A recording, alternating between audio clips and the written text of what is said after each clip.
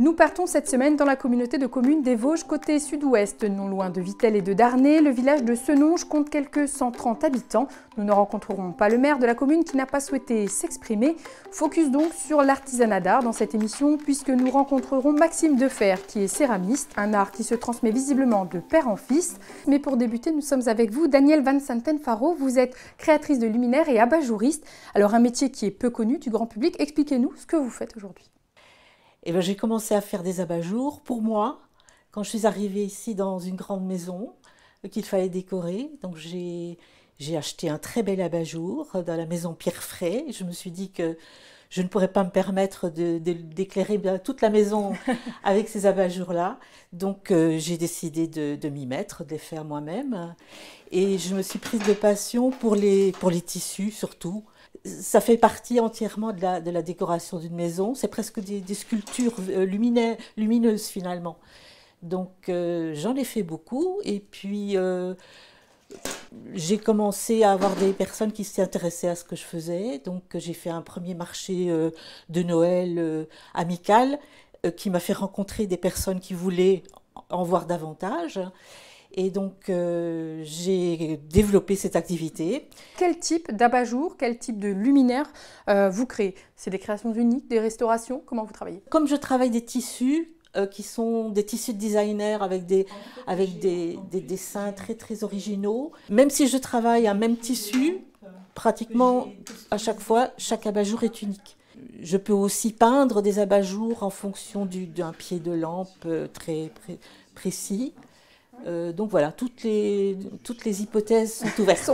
sont possibles. Donc il y a l'abat-jour, mais il y a aussi tout le luminaire, bien évidemment. Et alors il y a le luminaire, là de plus en plus, c'est vraiment très gratifiant de faire un luminaire complet.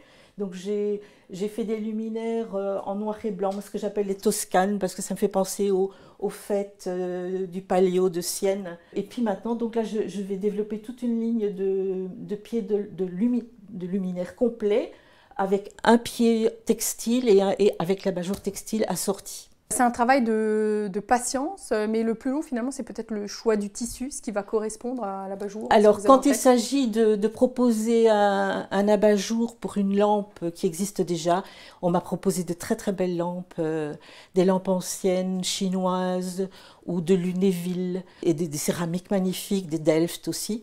Bon là ça prend un temps fou de trouver exactement le bon tissu, qui n'écrase pas la lampe, mais qui est quand même une présence, parce que sinon on met un abat-jour blanc et puis voilà. Les tissus, vous nous parliez de tissus vosgiens tout à l'heure, c'est important aussi pour vous voilà, j'espère, j'ai pratiquement que des tissus français déjà. Bon, il y a les très très grands designers, Pierre Fray, Le Lièvre, avec Jean-Paul Gaultier. J'ai fait toute une ligne Jean-Paul Gaultier, Canova. Et puis les tissus vosgiens, alors j'ai récupéré des très magnifiques collections de Boussac. Boussac qui a été racheté par Pierre Fray, mais qui malheureusement ne les met plus du tout en valeur, ce qui est vraiment très regrettable, parce qu'il y a vraiment des collections splendides. Les anciens tissus braconniers aussi, qui étaient fabriqués dans les Vosges également. Parce que derrière le produit fini, que ce soit un abat-jour ou un luminaire, il y a toute une histoire de création, de tissus. Oui. Voilà, et le textile, c'est quand même une épopée de créateurs magnifiques.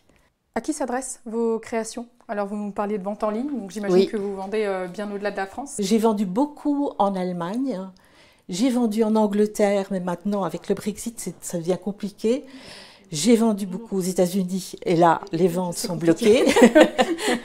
Et en France, Belgique et Pays-Bas également. Mes plus belles ventes dans le choix des tissus, c'était l'Allemagne. Et une clientèle locale, alors, c'est plus compliqué? Alors, clientèle locale, c'est plus compliqué, oui. Maintenant que j'ai ouvert, au moment où j'ouvre le jardin, j'ouvre plus ou moins l'atelier, même si je ne peux pas beaucoup m'occuper des visiteurs. Mais bon, ça me fait venir quand même des personnes du coin.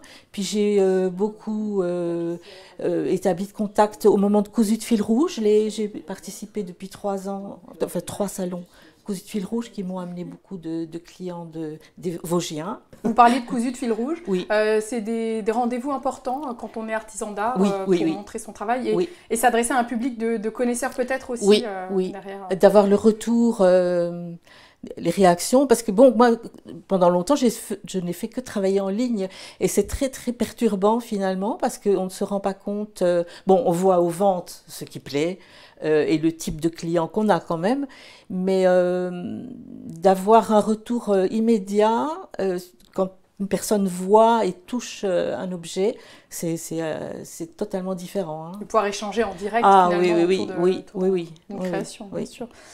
Et donc ces jardins ouverts, Oui. Vous ouvrez quand, à quelle période? Alors, c'est toujours fin mai, début juin. Ce sera cette date-là. L'idée, faire venir du monde, partager l'artisanat d'art avec d'autres En fait, au départ, c'était vraiment...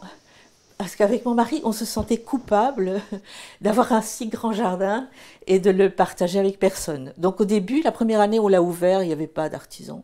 Et puis, vu le développement de mon activité, j'ai rencontré des artisans.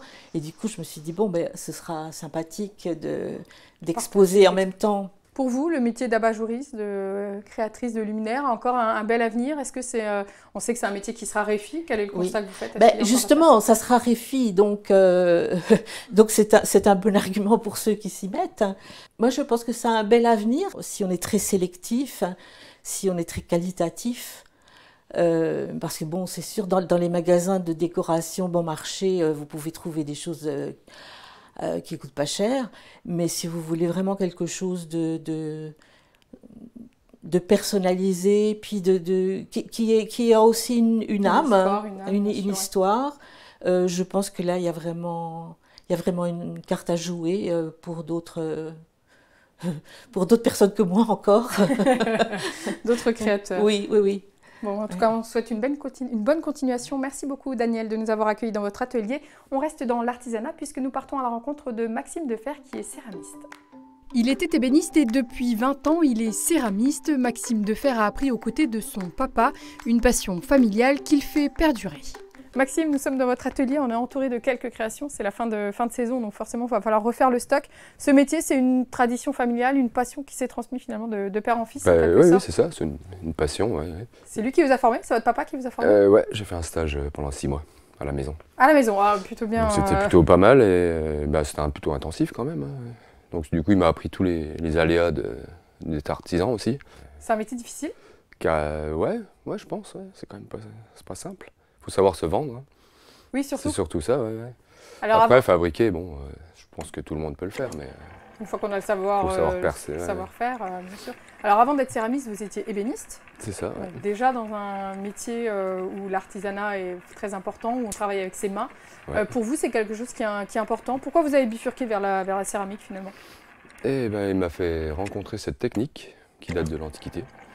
Donc, c'est des vernis d'argile. Au lieu d'avoir de l'émail, en fait, on décante de l'argile, on récupère le plus fin, ce qui fait un enduit imperméable à la cuisson. Et c'est cette technique-là qui vous a fait basculer de l'ébénisterie à la céramique? Parce que je suis passionné d'archéo, donc ça correspondait bien. Ça mêlait un peu l'artisanat et mes passions archéologiques. Il y a forcément de grands liens entre la céramique et puis l'archéologie, bien évidemment. C'est un marqueur essentiel en archéo. Depuis combien de temps vous pratiquez donc la céramique? Ça fait quasiment 20 ans, là, ça y est. Ouais. Qu'est-ce qui vous plaît finalement, après ces 20 ans, dans le travail de la céramique? Est-ce que c'est plus le geste? Est-ce que c'est plus la matière? Qu'est-ce qui vous plaît au quotidien? La matière me plaît bien, ouais. Les cuissons surtout. J'aime bien avoir le résultat, parce que c'est vrai que c'est par étapes. Hein. On n'a pas le résultat tout de suite. Donc c'est toujours là un peu la surprise au four. C'est un peu une découverte aussi. C'est un peu de l'archéologie aussi au final. On ouvre le four, on fouille un peu. Alors vous faites tout autour? Ouais, quasiment. Majoritairement, parce que ici, pas d'utilitaire, de la déco? Plutôt déco, ouais. Décoratif, des pièces un peu artistiques, on va dire. Et pour le coup, des pièces uniques forcément par rapport à la technique que vous utilisez? Ouais, elles sont vraiment uniques. Hein. Je ne peux pas faire les mêmes, en fait, c'est impossible. Elles se ressemblent, mais c'est jamais pareil. Alors, si on devait parler du processus de fabrication, alors sans rentrer dans tous les détails techniques bien évidemment, mais ça passe par quoi? Quelles sont les grandes étapes de fabrication? Il y en a plein. En fait. Donc il y a le tournage, hein. On laisse sécher un peu, on tournasse, on enlève la matière qui est en trop. Et c'est là que je vais polir ma pièce aussi. Donc après le séchage, je l'arrose des engobes très fins, là, des engobes d'argile. Que vous avez donc fabriqué au préalable, c'est ça? C'est ça, ouais. Je laisse décanter la terre. Après je récupère le plus fin et j'arrose mes pièces avec. Donc c'est cette couche qui va se vitrifier en surface. Et donc va aussi avoir un peu la mémoire du feu en fait, le carbone, l'oxygène. Enfin, il y a plein de paramètres qui jouent. Et la cuisson après, ça cuit comment? Donc je cuis au bois ou au gaz. Il faut quand même une flamme pour le carbone. Et après, Donc l'engobe va réagir au carbone. L'oxyde de fer va se transformer et changer de couleur selon l'épaisseur. C'est ce qui fait après qu'on a des pièces complètement différentes et qu'on ça, n'a pas ouais. l'habitude de voir. On voit que c'est un univers différent. Oui, c'est vraiment une aussi technique. important. On n'est pas beaucoup à faire ça. On doit être une dizaine en France à peu près. Enfin là maintenant c'est de plus en plus parce que ça commence un peu. Ça se démocratise, bien sûr. Ouais, ça se sait. On comprend les techniques. Donc voilà, puis les réseaux sociaux ça joue beaucoup aussi. Majoritairement, vous vendez comment vos Sur les marchés de potiers, partout en France. Donc Il y en a vraiment beaucoup. spécialisé potier uniquement. Que céramique, ouais, vraiment. Donc il y a plein de passionnés de céramique, des collectionneurs, des galeries, plein de choses. Est-ce que pour vous, le métier de céramiste a encore un bel avenir devant lui? Est-ce qu'aujourd'hui, Ouais, je pense, ouais. on peut exister en tant que... Je pense que les gens ils reviennent à des vraies valeurs. Acheter une pièce, un artisan local. On achète moins, mais on achète mieux peut-être? Ouais, je pense. Ouais. Enfin, c'est ce que je vois sur les marchés. C'est le constat que vous faites en tous les cas. C'est ça. Plutôt un bel avenir alors. Merci beaucoup Ouais. Maxime de nous avoir partagé un petit bout de votre histoire. Merci à vous de nous avoir suivis. C'est déjà la fin de notre émission. Moi je vous donne rendez-vous la semaine prochaine. Je vous souhaite une très belle semaine sur Vosges Télé. À bientôt.